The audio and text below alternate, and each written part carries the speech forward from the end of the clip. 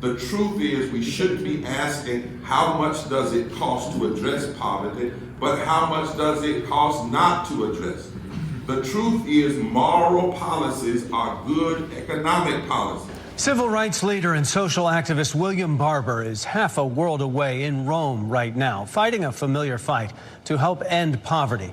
And we're happy to have him join us now via Zoom to talk about his mission and the conference on ending poverty, a conference that just wrapped up. Reverend Barber, we are truly honored to have you join us right now.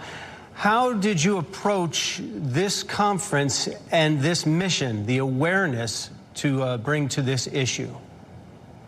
Well, first of all, I was humbled and honored to be invited by the Vatican and to be invited by economist Jeffrey Sachs, the head of the academy here. You know, this conference was very truthful in that poverty is about policy failure and not individual failures. And that when you have 1% of the people who have more money than they can ever spend, while half of the world struggles to survive every day. The fact that we have 140 million poor and low wealth people in America, nearly 43% of the country. The fact that we have 4.7 million people who are poor and low wealth in North Carolina. We have a crisis of civilization and democracy. And the fact that we can't pass a small $310 billion a year package to take a step in the right direction, while 84% of all COVID relief went to corporations, and in 2020, billionaires made nearly $2 trillion and 8 million more people fell into poverty. And over the since 2001, we've spent $21 trillion in war. This is the result of policy choices. And what this conference says is that the Bible condemns it over and over again as sin. And in this conference, economists, philosophers, world leaders, the Pope, the Eastern Orthodox Pope are saying, this is sin, this is a spiral downward. And people of faith, along with the moral agency of poor, low-wealth people, can't be silent anymore. We must commit to being poor in spirit, which means we're committed to fraternity and brotherhood and sisterhood, love, justice, and speaking the truth, because we do not have a scarcity of resources in the world. We have a scarcity of moral consciousness that we must change for the very sake of this world. And we have to say that's the way out. We cannot continue like this. Reverend Barber, do you believe in your heart that the people at this conference will be able to walk away with actionable items to address this poverty, and what will that look like? Well, not only do I believe it, I know they will. There was a deep commitment. You know, this is frightening with these stats, but it's also impending and inspiring. We know we have to have no other choice. 1948, the Universal Declaration of Human Rights guaranteed everybody should not have basic rights. 70 years and we've not done it. But now in this world, we have the resources to do it, the ideas to do it. We just have to have the movement. So I said the other day that we were going to have a mass poor people's low-wage workers assembly and moral march on Washington next year, June 18th. The room resounded with support.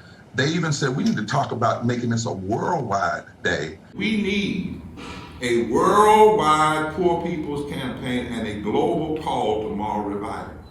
On June 18, 2022, we are planning a mass poor people's and low-wage workers assembly and moral march on Washington, regardless of how the Build Back Better plan passes. And we are hoping that others will join in their countries around the world.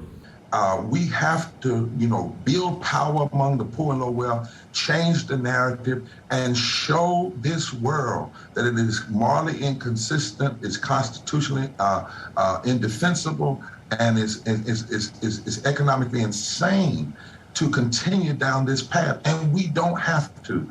Also, I can't read it to you today, but there's going to be a major letter coming from this conference, signed by world leaders and people at this conference, to the G20, to say that at the top of the agenda, we must decide that we as a world will and can end poverty. And it's not just an idealistic dream of some folk that's just, kind of happy.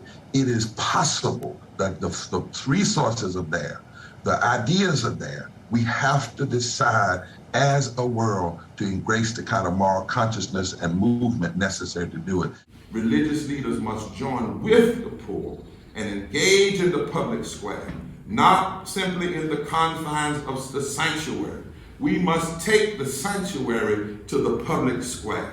And so I pray with you in the words of the hymn writer, cure thy children's warring madness, bend our pride to thy control, shame our wanton selfish gladness, rich in things and poor in soul. Grant us wisdom, grant us courage, lest we miss our kingdom's goal. Save us from weak resignation to the evils we deplore. Let the search for thy salvation be our glory evermore. Grant us wisdom, grant us courage for the facing of this hour. Thank you so much.